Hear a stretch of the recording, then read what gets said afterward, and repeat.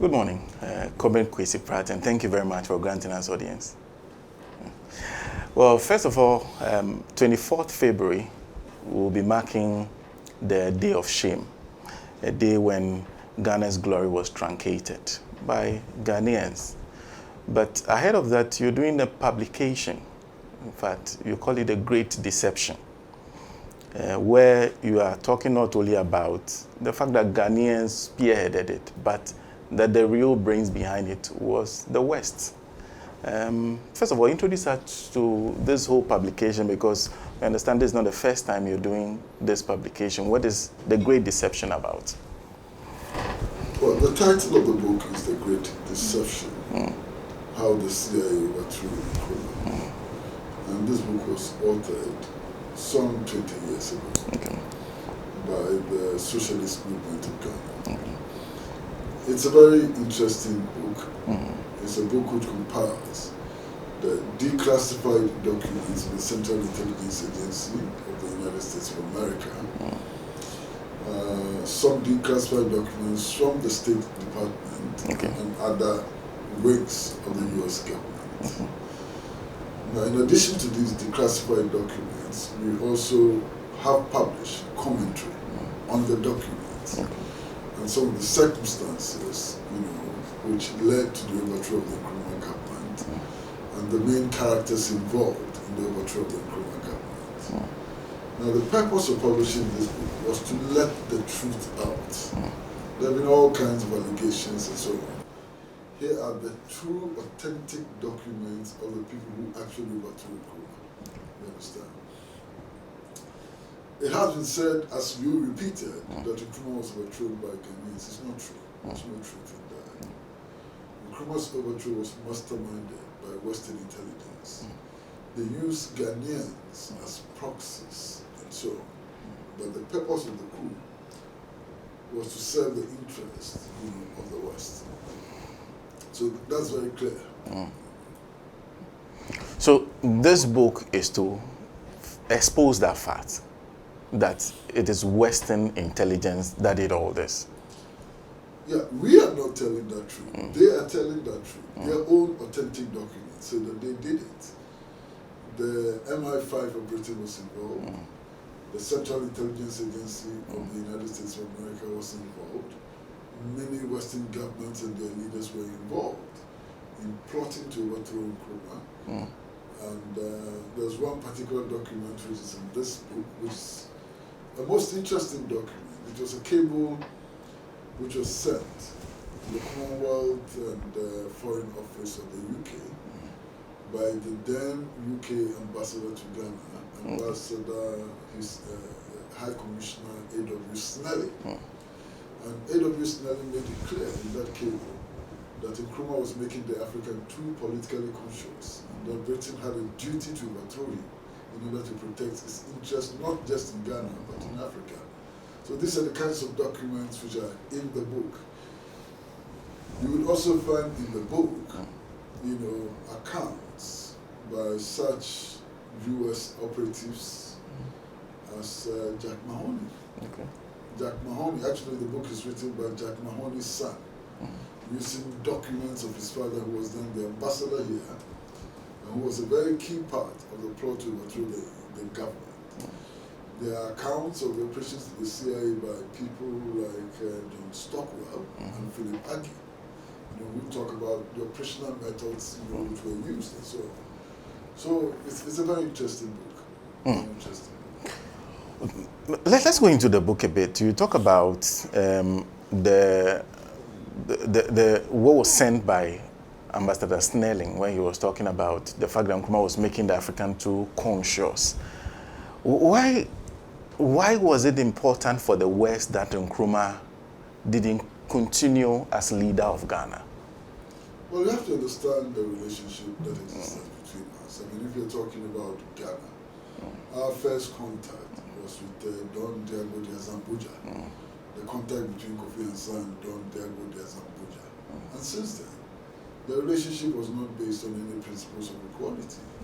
We were targets of exploitation. You understand? They came here in order to find resources which will help them resolve their economic problems. they embarked upon the transatlantic slave trade, used our people as beasts of burden, and so on, to build the wealth that today is expressed in the capitalist capitals and so on. So that has been the relationship all the time. Nkrumah and others worked to break that mold and to construct a new Africa, a new united Africa, which is free from the exploitation of the West. Now, if we end our oppression and exploitation, the West suffers. They thrive on our exploitation. It is the stealing of our resources which enables them to live in opulence and so on. And they've always been opposed to any move by the African people to break free of their domination, exploitation, and so on. From the little I've read from the excerpts that have been shared with me, it seems Dr. Nkrumah himself knew that the West were after him. Well, of course he did know. He did know. But we are talking about Ghana, pitched against the United States, pitched against the Belgians, pitched against United Kingdom and so on. I mean, overwhelming force, you understand? And then, of course, the activities of local traitors, both from his own political party and from the armed forces and the police. You know. So eventually he was toppled. And I don't want to go into too much detail in terms of the book, but it looks like some of the names that were mentioned in the book as collaborators of the West were some giants, in fact, including one that was recently celebrated in his hometown. In fact, they held a funeral for him. I'm talking about Dr. J.B. Dankwa. His name even came up. Well, J.B. Dankwa is mentioned actually in the book JFK Ordeal in Africa. And it's mentioned by Jack Mahoney's son, who recounts the experiences of John F. Kennedy in Africa. So it is that book which actually mentions J.B. Dankwa. And in a lot of detail. In a lot of detail, yeah. But when you go back to the names that still come up, including even the fact that our airport is still called Kotoka International Airport, I was just also talking about J.B. Dankwa. I was talking about some of the other names that have come up. Do you think that we as a people know our history well enough?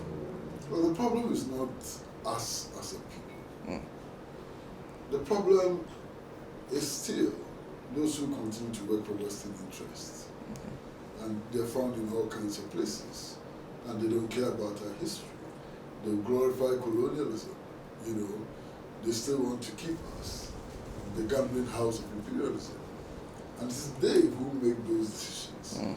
The people of Ghana did not decide to name their international airport, their first international airport, after Kotoka. That decision was made, by people like Kotoka. That decision was made by people who still work like Kotoka in the interest of imperialism. I'm quite sure that if the people of Ghana were left alone to choose a name for their first international airport, it would not be known as Kotoka International Airport. But the tragedy is that we still have leaders who see themselves in the mold of Kotoka, in the mold of J.B. Dankwa, and so on. And that's the tragedy. Why is the socialist movement of Ghana undertaking this project? And how far do you intend to reach with this book? Well, the book has already gone far. This is the 4th edition of the book. Okay. Now, this time, we believe very firmly that because of those people who will be launching it, who will be reviewing it and so on, the book will gain wider attention. For example, we have Professor Vijay Prashad, who is the Executive Director of the Tricontinental Institute for Social and Economic Research, who is quite a huge figure in the international left movement. And if he launches a book, it makes the book, go very far in the international arena. Now, we've also asked Professor Kwesi Pratt, who is a lecturer at the University of Cape Coast, to do the book review. And Professor Kwesi Pratt, first and foremost, is a member of the socialist movement of Ghana. But beyond that, she has a huge reputation in the workers' movement worldwide and in the gender movement worldwide. So she also brings some gravitas, you know. And then, of course, we've asked Dr. Yao Graham to chair the function. And, of course, you know Dr. Yao Graham, huge credibility, coordinator of the Third World Network, you know, has a long history of struggle and so on. So we believe that through this launching, first and foremost, the truth about the battle of Nkrumah will be put out. And then secondly, the book will become far more popular than it has been. And we hope to circulate it worldwide. To circulate it worldwide? So it will be available to everybody from Ghana, through the world? From everywhere. That's the point. You said the first publication was 20 years ago. This is the fourth one you're doing. Do you find that a lot more people are getting at least conscious about exactly what happened? Oh, yeah. Yeah. I mean, we were selling this book through the Freedom Bookshop. It's a small bookshop that we operate in Accra. And we've been able to go through 4 editions. Okay. So now, with the strategy we are adopting, so I think we'll go far more, you know, a lot more, we'll print a lot more. For example, we are thinking about collaborating with Left World, you know, publishers, which is an international publishing house for left-wing publications and so on. We intend to use their facilities and so on to sell the book. We are not selling the book because we want to make money, but we are spreading the book because the information in it is vital for our development as Ghanaians, as Africans, and as citizens of the world. Already, are you seeing interest being expressed in the book? Because I've heard you do a few interviews on it and explain exactly why you're doing this. Well, yesterday the book was discussed on a program on Pan-African television, The Couch. Okay. And I'm told that there have been about 50 requests already for the book. Okay. You know. So people are getting excited about it. People want to read it. People want to know what is in the book and so on. It's interesting for us. When are you launching this book? This book is being launched on Ghana's Day of Shame, the day on which Nkrumah was overthrown. And we are launching it at the headquarters of the Socialist Movement of Ghana on the George Walker Bush Highway, I think next door to this hotel, next door to Noga Hill Hotel. Okay. You know, we are doing it at 4 p.m. You know, on that Saturday. And from that day, to be available for anybody who wants to buy it. Clearly available. You're doing it on the Day of Shame, and that cannot go without notice. Do you understand? Have you gotten to the point where you feel that the Ghanaian has gotten the concept of why 24th February is called the Day of Shame? Well, it's a campaign. It's a lifelong campaign, and we intend to continue, you know, to the very end of what we know today as the world.